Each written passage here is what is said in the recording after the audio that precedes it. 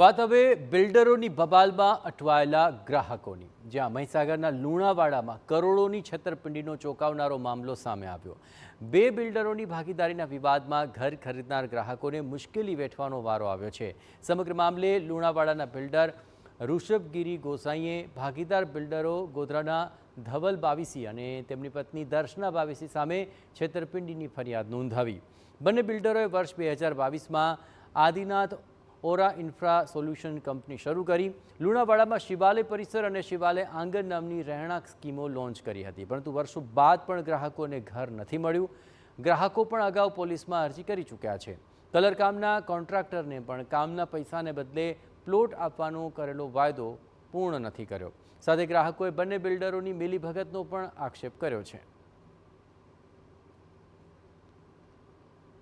છેલ્લા જે 1.5 વર્ષ પહેલા અમે લેખિત ફરિયાદ પોલીસ સ્ટેશન આપી હતી। અમે લગભગ 50 થી 60 કસ્ટમરો ગયા હતા, ત્યારે એમણે લેખિત બાંહેધરી આપેલી કે તમારા બધાનું મકાન 3 મહિનામાં થઈ જશે।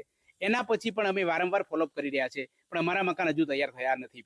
હવે આ જે બંને બિલ્ડરો એટલે કે એમનું જે કંઈ પ્રશ્ન હોય એ પ્રશ્નમાં એ બંને જ જાણે, પણ અમારા કસ્ટમરનું શું?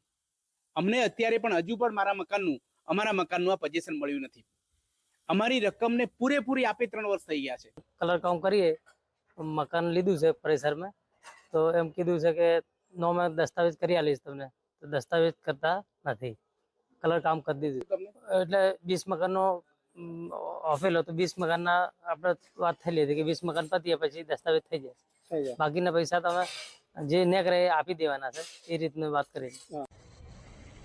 બે તરફ ફરિયાદી બિલ્ડરનો આરોપ છે કે ઋષભગીરી ગોસાએ અભ્યાસ માટે તમિલનાડુ ગયા હતા, ત્યારે પાછળથી તેમની ખોટી સહીઓ કરી ભાગીદાર બિલ્ડર દંપતીએ અહીં ગોધરાની બેંક ઓફ બરોડા શાખામાં સંયુક્ત ખાતું ખોલાવી ગ્રાહકોના 5 કરોડ 61 લાખ રૂપિયા અને પોતાની ખાનગી સ્કૂલના બાંધકામમાં વાપરી નાખ્યા। કોન્ટ્રાક્ટરોને પેમેન્ટ મળવાનું બંધ થયું ત્યારે ભાંડો ફૂટી ગયો। કંપનીના ચાર્ટર્ડ એકાઉન્ટન્ટ પાસેથી મંગાવેલા હિસાબો પરથી તેની ખરાઈ થઈ અને અંતે આ ફરિયાદ નોંધાવાઈ। સીએ જોડથી રિપોર્ટ લેતા આપણે ખબર પડી કે ભાઈ બીઓબીમાં આપણા ફર્મનું એક ખોટું ખાતું ખોલવામાં આવ્યું છે, જેને મને કોઈ કન્સર્ન લીધી છે નહીં। હવે એમાં ના તો મારો નંબર મળે, ના તો મારું ઈમેલ મળે।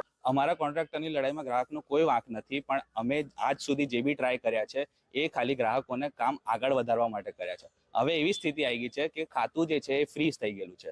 હવે ફ્રીઝ થયેલા ખાતામાં પૈસા પડે નહીં લોનના, અને લોનના અગર પૈસા ના પડે તો આગળ કામ ચાલે નહીં, રોટેશનમાં બધું ચાલતું। તો બિલ્ડરે નોંધાવેલી ફરિયાદમાં એક ઉલ્લેખ પ્લોટની કિંમતનો પણ છે। તે લુણાવાડની જંત્રી મુજબનો ન હોવાથી કાળા નાણાં સગે વગે થયા હોવાની પણ શંકા સેવાઈ રહી છે। ત્યારે પોલીસે બંને બિલ્ડરો, નાણાકીય વ્યવહાર તેમજ કાળા નાણાંની આશંકા અંગે તપાસ હાથ ધરી છે। આ સમગ્ર ઘટનામાં કેટલા લોકો ભોગ બન્યા છે, તમામ લોકોના નિવેદન લેવામાં આવશે। સાથોસાથ પોલીસ જે આ અકાઉન્ટ હતું એના ટ્રાન્ઝેક્શન પણ જોશે કે જેમાં આપણને એ જાણવા મળશે કે આ જે નાણાં હતા એમાં બંને પાર્ટનરોએ ઉપયોગ કર્યો છે કે નહીં, અને જો ફરિયાદી છે એને પણ જો આ નાણાંનો દુરુપયોગ કર્યો હશે તો એને પણ આરોપી તરીકે લેવામાં આવશે। જંત્રી પ્રમાણે જમીનનો ભાવ શું થાય છે એ પણ પોલીસ માહિતી માંગીને તપાસ કરશે, અને જો સમગ્ર કિસ્સામાં કાળા નાણાંનો ઉપયોગ થયો હશે તો એની કલમો પણ ઉમેરવામાં આવશે।